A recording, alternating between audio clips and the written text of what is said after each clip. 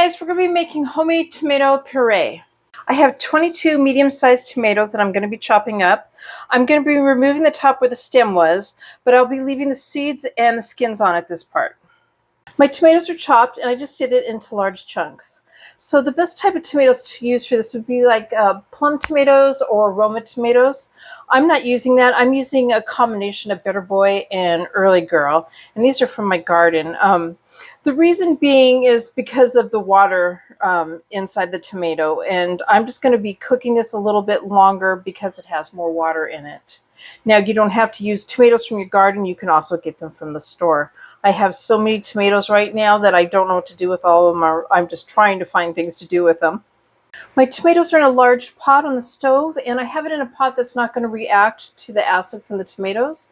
And I have my heat on medium-high. I am going to go ahead and I'm going to bring this up to a boil and then turn it down to a simmer.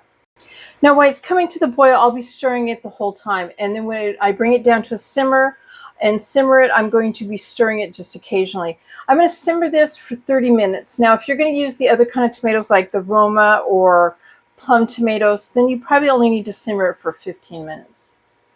So next I have a large bowl and a mesh strainer, and I'm going to take some of my sauce here and put it through the strainer.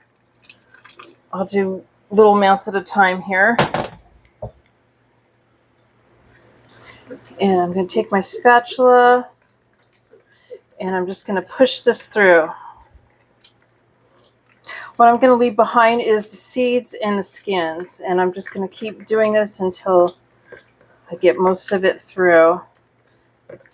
And it's just kind of a mush at the top of the strainer.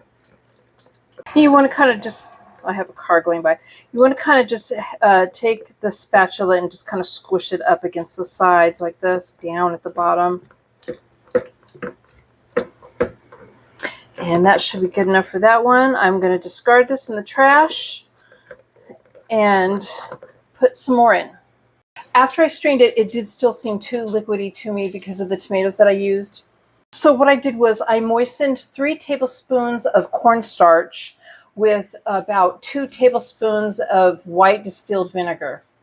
I put my sauce back in the pot and I added the cornstarch mixture to it, and I brought it up to a simmer and I simmered it for 10 minutes, stirring it, and it thickened it right up.